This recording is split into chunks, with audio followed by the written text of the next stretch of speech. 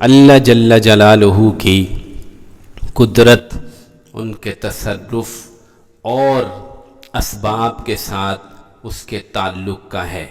یہ وہ نقطہ ہے جس کو اگر سمجھ لیا جائے تو انسان کی زندگی میں انقلاب برپا ہو جائے، اس کا رخ بدل جائے، اس کا طریقہ کار بدل جائے۔ تو سب سے پہلے آیت الکرسی کا ترجمہ سماعت کیجئے تاکہ اللہ جل جلالہ کی عظمت ہمارے سامنے آ جائے اور ہم اپنے موضوع پر آگے بڑھیں۔ حضرت ابی بن کعب رضی اللہ تعالی عنہ سب سے بڑے قاری تھے اس امت کے، وَأَقْرَعُهُمْ ابی بن کعب، آپ نے فرمایا، آپ علیہ السلام نے، ان کی کنیت ابو المنذر تھی۔ ایک دن آپ علیہ السلام نے فرمایا کہ تمہارے نزدیک کون سی آیت سب سے زیادہ عظیم ہے؟ ایُّ آیت اعظم عندک، تیرے نزدیک سب سے زیادہ قرآن کی عظیم آیت کون سی ہے؟ کہا اللہ ورسولہ اعلم۔ صحابہ کی عادت تھی، کہتے تھے اللہ رسول جانتے ہیں۔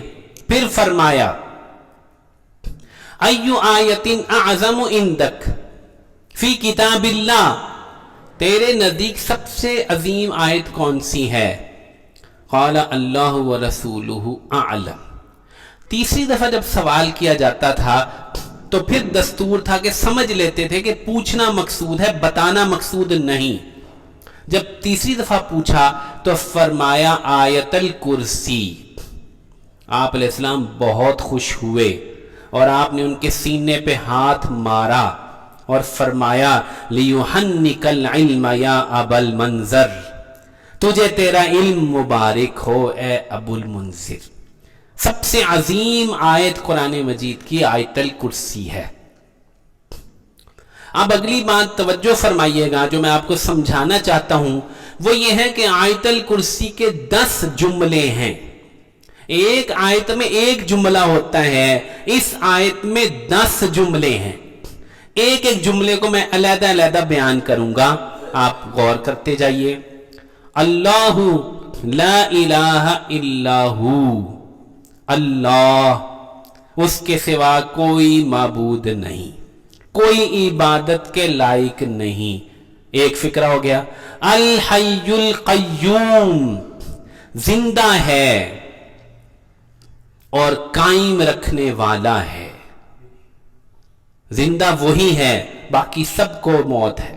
کل شیء ہالک الا وجہہ، فرمایا ہر ایک کو ہلاک ہونے سوائے اس کے۔ کل من علیہا فان، ہر ایک کو فنا ہے۔ وَيَبْقَى وَجْهُ رَبِّكَ ذُو الْجَلَالِ وَالْإِكْرَامِ، تیرے رب کے چہرے کو باقی رہنا ہے۔ الحی وہ ہے، القیوم ساری مخلوقات کو، ساری کائنات کو اس نے تھام رکھا ہے۔ اگر وہ نہ تھامے تو 1 سیکنڈ کے اندر اندر یہ سب فنا ہو جائے۔ میں بڑے وثوق سے مفسرین کا کلام نقل کر رہا ہوں، فرماتے ہیں مخلوق وہ ہے جس کو ہر لمحے قائم رہنے کے لیے خالق کی ضرورت ہوتی ہے، وہ مخلوق ہوتی۔ ہم مخلوق ہیں، یہ سب مخلوق ہے، اس کو ایک لمحے کے لیے بھی قائم نہیں رکھا جا سکتا، یہ قائم نہیں رہ سکتی اگر خالق کی توجہ ہٹ جائے، خالق اس سے دوسری طرف توجہ کر لے، ختم ہو جائے گی یہ مخلوق۔ الحی القیوم۔ تیسرا فکرہ، لا تأخذہ سنۃ ولا نوم، نہ اس کو اونگ آتی ہے نہ نیند آتی ہے۔ تیسرا فکرہ یہ ہے، 10 فکرے ہیں کل۔ دیکھیے جس کو اونگ آئے یا نیند آئے وہ کہاں کسی چیز کو تھام سکتا ہے۔ بنی اسرائیل نے پوچھا اے موسیٰ تمہارا رب سوتا نہیں؟ موسیٰ علیہ السلام نے مناجات میں عرض کیا کہ میری قوم پوچھتی ہے آپ سوتے نہیں؟ ابن کثیر روایت کر رہے ہیں اس کو اپنی تفسیر میں۔ حضرت موسیٰ کو حکم ہوا کہ 2 شیشے کے برتن لے لو اور رات کو کھڑے ہو جاؤ، हाथों में लेकर खड़े हो गए। नींद का गलबा हुआ तो चूंकि अल्लाह का हुक्म था और नबी तो हुक्म को मानता है, तो खड़ा होना मुश्किल हो गया, तो घुटनों के बल ऐसे हो गए, घुटनों के बल बैठ गए, लेकिन वो खड़ी पोजीशन ही होती है, उसको पकड़ा हुआ था। फिर जब जोर से झटका लगा, दोनों शीशे के बर्तन गिरे और चिकना चूर हो गए। तो अल्लाह ताला ने फरमाया, ए मूसा लौ अनामु लसकततिस समावातु वल अर्ज़ु कमा सकततिज ज़ुजाजतानु फी यदैक। ए मूसा, अगर मुझे ऊँग आ जाए तो जमीन और आसमान ऐसे ही टूट जाएं जैसे तेरे हाथ से ये दो बर्तन गिर के टूटे हैं। ला ताखुज़ुहु सिनतुन वला नौम लहू मा फिस समावाति व मा फिल अर्ज़। चौथे फिक्रे में फरमाया, जमीनों आसमान में जो कुछ है उसी का है, वही मालिक है बस, और कोई नहीं। बादशाहत उसकी, इख्तियार उसका, हुकूमत उसकी, गलबा उसका, इनिल हुक्मु इल्ला लिल्लाह, हुक्म उसका, मर्जी उसकी, इल्म उसका, कुदरत उसकी, और कौन है जमीन व आसमान में उसके मुकाबले में। मन ज़ल्लज़ी यशफ़अउ इंदहु इल्ला बिइज़्निह। पांचवें फिक्रे में फरमाया, कौन है जो उसकी जनाब में सिफारिश कर सके, बोल सके उसके हुक्म के बगैर।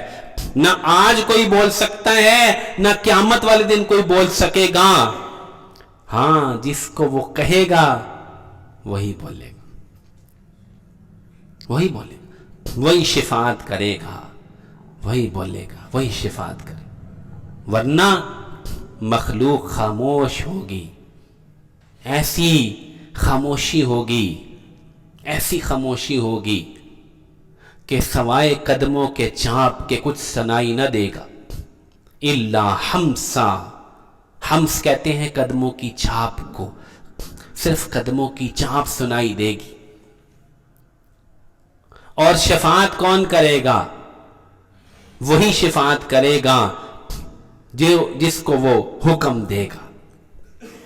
वरज़िय लहू क़ौला, सूरत ताहा में फरमाया, जिसके लिए वो बोलना पसंद करेगा बस वही बोलेगा, और कोई नहीं बोल सकता, और आज भी कोई नहीं बोल सकता।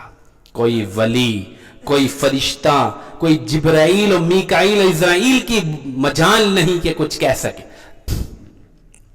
मन ज़ल्लज़ी यशफ़अउ इंदहु इल्ला बिइज़्निह यअलमु मा बैना अयदीहिम व मा खल्फ़हुम। ये कौन सा फिक्र है जी? छठा। ये गिनती याद रखनी है आपने। जानता है जो उनके आगे है पीछे है, मखलूक के आगे पीछे हर चीज का इसको इल्म है। ना अल्लाह के लिए कोई माजी, ना हाल, ना मुस्तकबिल, ये तो हमारे लिए है। अल्लाह के लिए तो सारा जहान खुला है, सारी मखलूकात की तकदीरें उसके सामने हैं। मखलूकात के बनाने से 50,000 साल पहले उसने कलम को पैदा किया और कहा कि लिख। उसने कहा क्या लिखूं? कहा मखलूक की तकदीरें लिख। तो उसने सारी तकदीरें लिख दी। रुफिअतिल अक़लाम व जफ़्फ़तिस सुहुफ़। अल्लाह के नबी ने फरमाया कलम उठा लिए गए, स्याहियां खुश्क हो गई, हर चीज लिखी है, उसको सब खबर है। यअलमु मा बैना अयदीहिम व मा खल्फ़हुम। सातवां फिक्रा, वला युहीतून बिशैइन मिन इल्मिही इल्ला बिमा शाअ।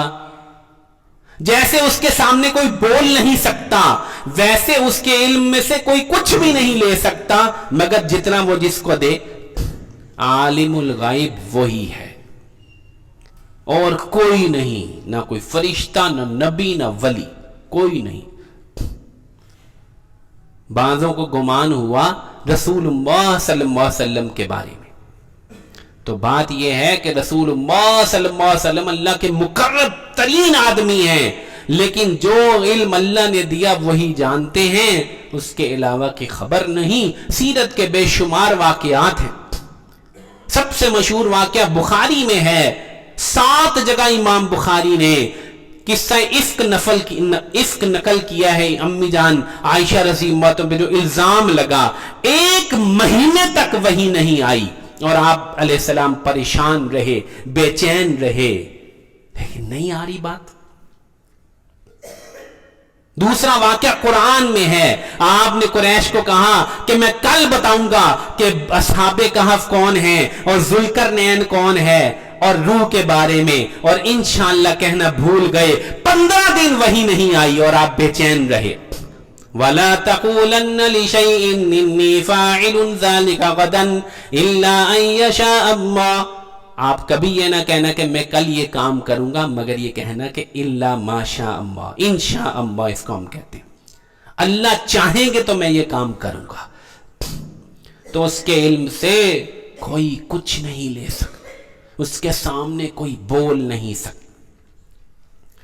8ویں فقرے میں فرمایا وَسِعَ كُرْسِيُّهُ السَّمَاوَاتِ وَالْأَرْضَ، اس کی کرسی زمین و آسمان کو وسیع ہے۔ کرسی میں نہیں، اقتدار، حکومت۔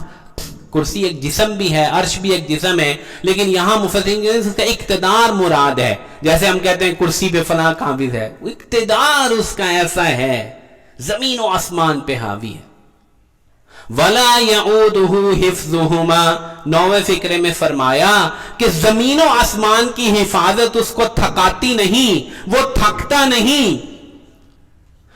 یہود اور نصارہ نے کہا کہ اللہ تعالیٰ نے 6 دن میں آسمان و زمین کو بنایا اور وہ تھک گیا اور اس نے 7ویں دن آرام کیا، جس کو وہ چھٹی اور ویکینڈ کہتے ہیں۔